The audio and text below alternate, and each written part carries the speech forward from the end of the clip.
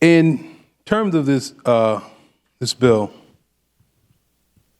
right here on line 23, it says teacher preparation program courses may not distort significant historical events or include a curriculum of instruction that teaches identity politics, and then it goes on to indicate the violation of statute. I start with the idea of distortion of significant historical events and what that means. When you think about the distortion of significant historical events and the fact that history books are written by different people, and I know we're talking about program courses of study, but why are we here? I don't know who has a monopoly on who writes the books. The idea that I've seen in writing that some individuals got here and not that they were enslaved, but they were here through an idea called forced migration. That's an easy way of putting it.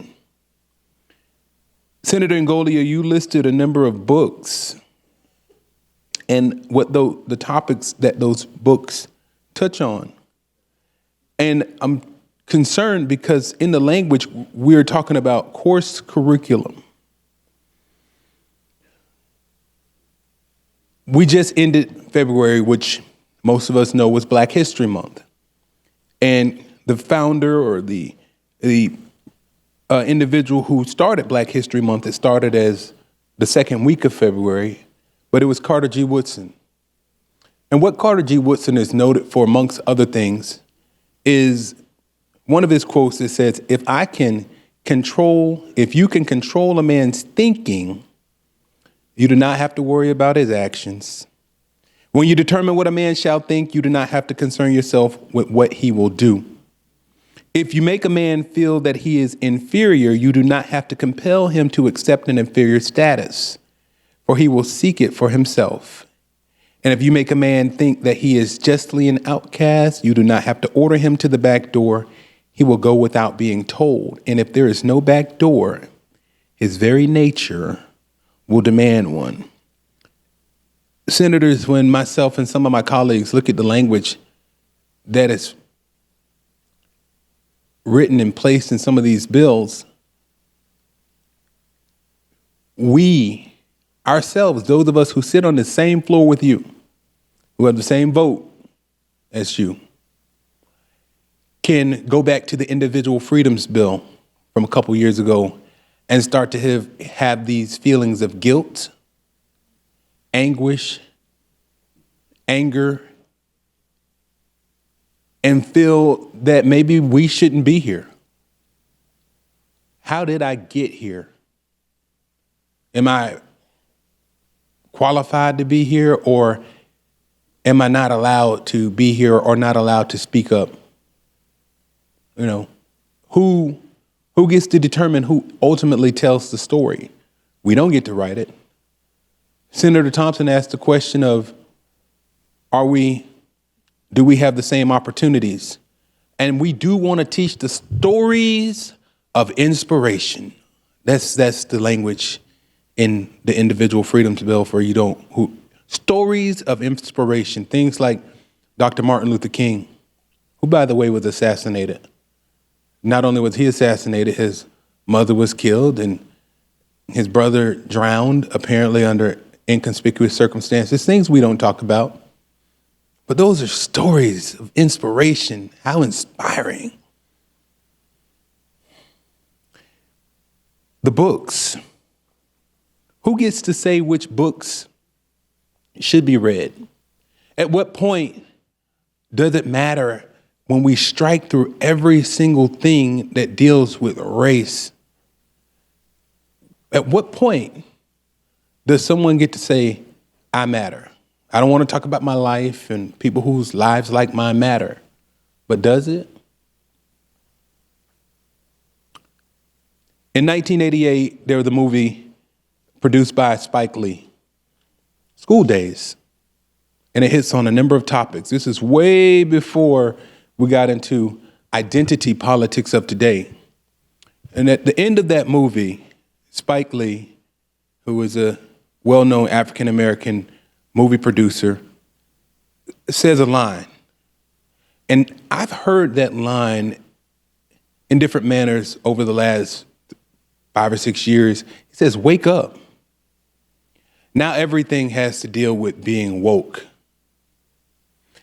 Everything has to deal with woke. This idea of diversity, equity, and inclusion. The new thing is to get rid of it everywhere. Senators, from the time of 1868 to 1887, that was the period in this body that it was a period of what we call Reconstruction. And that was when there were 17 unique and individual black senators throughout this chamber. Not this specific chamber, but the Senate. The last senator to serve was in 1887 that was black until 1982. 1982. And since that time, there have only been 30. From 1982 to 2024, there have been 30 people who are black like me in this chamber. And I feel like when we come in here sometimes and we look at this language, I really feel like we have to prepare ourselves to go to war with people who we consider our family and our colleagues. And sometimes I think I get tired. But I'll tell you this, as I prepare to leave this chamber, I don't want to light a match, but I do want to let you all know that I stay inspired. And it's a song by Mary Mary that says that I just can't give up now. I come too far from where I started from. Nobody told me that the road would be easy, but I don't believe he brought me this far to leave me. Senator Ngoli, I cannot support this bill, not based on the idea that you're trying to separate course curriculum from teacher preparation programs, but I cannot support the idea that the language itself is hurtful, it's bothersome,